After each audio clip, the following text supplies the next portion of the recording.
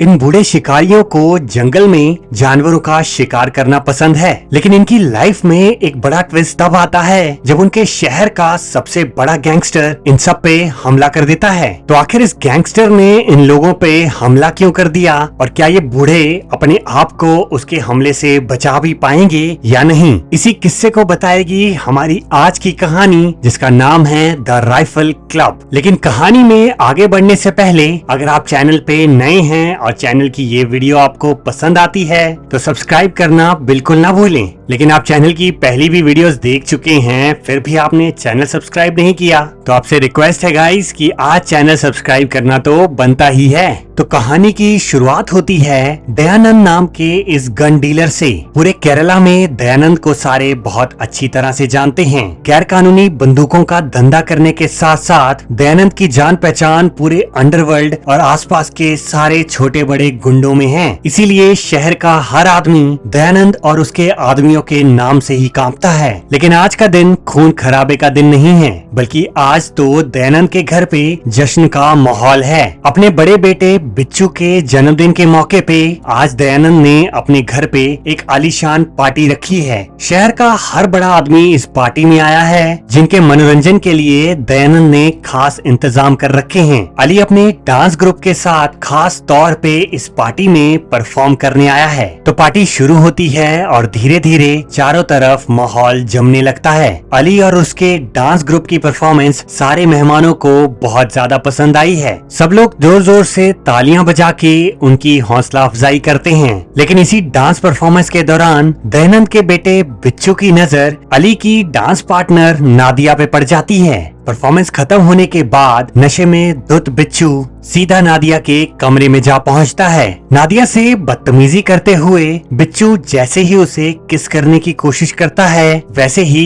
अली उस पे तुरंत टूट पड़ता है। लेकिन अली का वो वार बिच्छू को कुछ ज्यादा ही जोर से लग गया। खिड़की से होता हुआ बिच्छू सीधा नीचे जमीन पे जा गिरता है। लेकिन बिच्छू को वहाँ से नीचे गिरता देख अली और नादिया के होश उड़ चुके हैं। डर के मारे उनकी सिट्टी बिट्टी गुम हो जाती है, क्योंकि उन्हें पता चल चुका है कि अगर दयानंद को खबर मिल गई कि उन्होंने उसके बेटे का इतना बुरा हाल कर दिया है तो दयानंद उन्हें जिंदा नहीं छोड़ेगा। लेकिन इससे पहले कि दयानंद उन्हें ढूंढ पाता, आदिया और अली वहां से निकल भागते हैं। तो अब कहानी दूसरी तरफ आ पहुंचती है अली के कजन शाहजहां पे। शाहजहां मलयालम फिल्म इंडस्ट्री का एक एक्टर है जो अपनी रोमांटिक फिल्मों के लिए पूरे केरला में काफी मशहूर है। लेकिन शाहजहां अब रोमांटिक फिल्में कर करके थक चुका है और एक बहुत बड़ा रिस्क लेते हुए उसने फैसला किया है कि उसकी अगली फिल्म एक एक्शन फिल्म होगी। अब अपने करियर को लेके शाहजहां ने इतना बड़ा फैसला तो ले लिया, लेकिन उसे एक्शन फिल्में करने का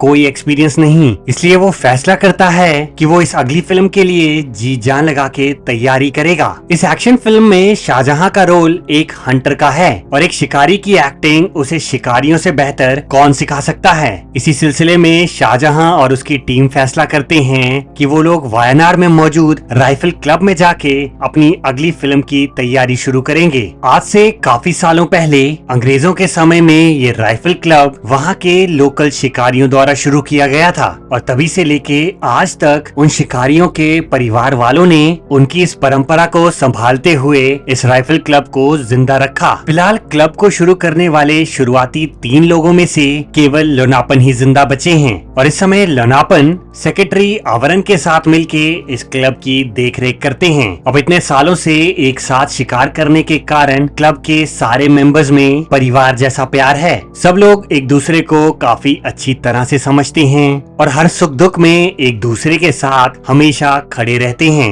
लेकिन उम्र में चाहे ये लोग बूढ़े लगते हों, लेकिन इनका शिकार का एक्सपीरियंस उतना ही पुराना है। क्लब का हर एक आदमी एक बेहतरीन शिकारी है और इतनी उम्र हो जाने के बावजूद भी बंदूक पे इनकी पकड़ आज तक ढीली नहीं पड़ी है। और वहीं दूसरी तरफ अपने बेटे की वो हालत देखने के बाद दयानंद अपने छोटे बेटे बीरा को ऑर्डर देता है कि वो कहीं से भी कैसे भी अली और नादिया को ढूंढ के निकाले। हमारे बिच्छू की हालत जो इन लोगों ने की है उनकी सजा मैं उन्हें खुद दूंगा। तो गाइस बीरा का रोल निभा रहे एक्टर की शक्ल आपको जानी पहचानी लग रही होगी और अगर आपने पहचान लिया है कि ये शख्स है कौन तो कमेंट बॉक्स में बताएं और मौका पाएं हमारे अगले शाउट आउट के विनर बनने का।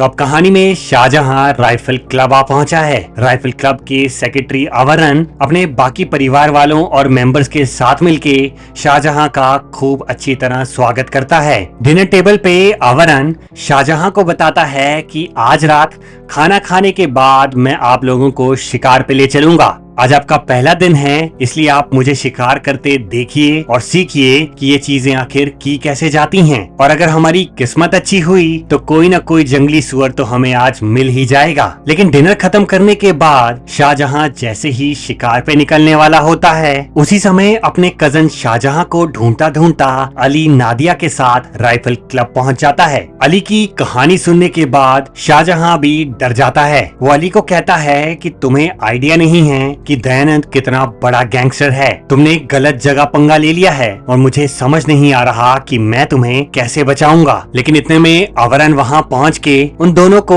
हौसला देते हुए कहता है कि तुम लोग घबराओ मत, तुम्हें जितने भी दिन यहाँ रुकना हो तुम लोग रुक सकते हो। इसे अपना ही घर समझो और हमें अपने परिवार वाले। अवरन से मिला इतना बड़ा हौसला अली को खुश कर देता है और फिर बाकी सारे क्लब मेंबर्स को अलविदा कहते हुए अवरन और शाहजहां एक छोटी सी टीम के साथ जंगल में शिकार की तरफ निकल जाते हैं। अवरन और शाहजहां के जाने के बाद अली और नादिया अपनी कहानी बाकी के क्लब मेंबर्स को सुनाते हैं। अवरन की तरह बाकी के क्लब मेंबर्स भी उन्हें कहते हैं कि तुम लोग घबराओ मत, यहाँ तुम लोग काफी सुरक्षित हो। क्लब की सबसे बेहतरीन शूटर इटी अली को कहती है कि जब तुम लोगों ने इतना बड़ा स्टेप ले ही लिया है तो अब घबराना कैसा। अगर कल को कुछ गलत होता भी है तो हम लोग तुम्हारे साथ ही खड़े मिलेंगे, क्योंकि जो तुमने किया वो एक लड़की की इज्जत बचाने के लिए किया और हम हमेशा सही का साथ देते हैं। इसके बाद क्लब में पार्टी का माहौल शुरू हो जाता है। सारे मेंबर्स हंसते खेलते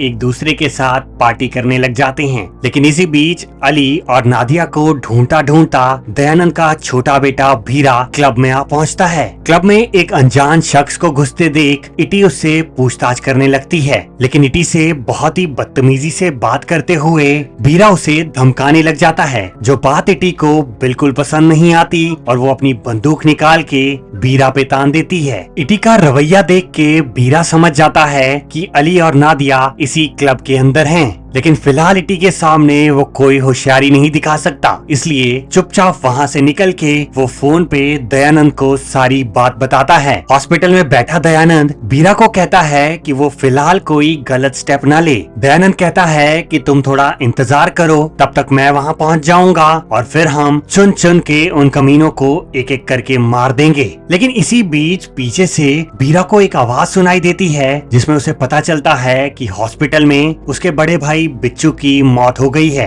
दयानंद उससे ये बात छुपाने की काफी कोशिश करता है, लेकिन बीरा समझ चुका है कि उसके बाप ने उससे झूठ बोला। अब अपने भाई की मौत की खबर सुन के बीरा का गुस्सा और भी बढ़ जाता है और गुस्से में आग बबूला होके वो अपने आदमी और हथियारों के साथ सीधा राइफल क्लब पे हमला करने पहुंचता है। वहां पहुंच के बीरा और उसके आदमी क्लब मेंबर्स को डराने के लिए कमरे में गोलियों की बौछार कर देते हैं, लेकिन कमरे में मौजूद एक भी आदमी इतनी गोलियां चलने के बावजूद भी टस से मस नहीं हुआ। उनमें से किसी के भी चेहरे पे कोई भी डर का माहौल नहीं है। फिर बीरा की गोलियां रुकने के बाद क्लब मेंबर्स अपनी बंदूकें निकाल के एक एक करके बीरा और उसके साथियों पे हमला कर देते हैं। हमले में बीरा के कुछ आदमी मर जाते हैं और कुछ तो वहां से फरार हो चुके हैं, लेकिन जख्मी हालत में बीरा वहीं क्लब मेंबर्स के हत्थे चढ़ गया। इसी बीच दयानंद भी वहां पहुंचता है और उसे खबर मिलती है कि उसका बेटा बीरा क्लब मेंबर्स के कब्जे में है। दयानंद के आदमी उसे बताते हैं कि वो लोग बहुत ज्यादा खतरनाक हैं। उम्र में वो बेशक बूढ़े लगते हैं, लेकिन इतनी गोलियां चलाने के बावजूद भी हमें उनके चेहरे पे डर नहीं दिखा। लेकिन अब अपने बेटे को बचाने के लिए दयानंद किसी भी हद तक जाने के लिए तैयार है। वो एक एक करके अपने कपड़े उतारता है और सीधा राइफल क्लब में घुस जाता है। उस समय क्लब में मौजूद वो डॉक्टर बीरा को लगी उस गोली का इलाज कर रहे थे, लेकिन इससे पहले कि बीरा का इलाज वो पूरा हो पाता, बीरा बीच रास्ते में उठ के जोर जोर से चिल्लाने लगता है। बीरा की आवाजें उसके पिता दयानंद सुन लेते हैं और तुरंत उसे गले से लगा लेते हैं। दयानंद कहता है कि मैं यहाँ बिना हथियार के आया हूँ, मुझे किसी तरह की कोई लड़ाई नहीं चाहिए, बस मुझे अपने बेटे को यहाँ से ले जाने दो। क्लब मेंबर्स भी उससे किसी तरह का झगड़ा नहीं चाहते, इसलिए वो बीरा और उसके पिता दयानंद को चुपचाप वहाँ से जाने देते हैं। लेकिन उनके जाने के बाद क्लब मेंबर्स का डर अब और बढ़ चुका है। उन्हें पता है कि दयानंद वापस जरूर आएगा और इस बार वो पूरे हमले की तैयारी के साथ आएगा। मदद के लिए जंगल में शिकार के लिए गए अवरन को सिग्नल भेजा जाता है। लेटर में अवरन को बताया जाता है कि क्लब पे हमला हो चुका है और बाकी मेंबर्स को अब तुम्हारी जरूरत आन पड़ी है। खतरे का सिग्नल मिलते ही अवरन तुरंत शाहजहां और अपनी टीम को लेके क्लब की तरफ रवाना हो जाता है। लेकिन वहीं दूसरी तरफ दयानंद का बेटा बीरा अब उन चोटों के कारण अपनी जान गंवा चुका है। अपने बेटे की लाश को ठिकाने लगाने के बाद अब दयानंद में बदले की आग जाग चुकी है। अपने एक बेटे को तो वो पहले ही खो चुका था, लेकिन अब दूसरे बेटे के भी मर जाने के बाद दयानंद पूरी तैयारी के साथ राइफल क्लब पे हमला करता है। आधुनिक बंदूकों और अपने सारे आदमियों को लेके वो क्लब पे गोलीबारी शुरू कर देता है। अब गोलियां चलाने का अनुभव तो क्लब के मेंबर्स को भी है। बचपन से आज तक इन लोगों ने काफी जंगली जानवरों का शिकार किया है और आज बारी है इंसानों का शिकार करने की। इसलिए अपनी बंदूकों के साथ ये लोग दयानंद के आदमियों का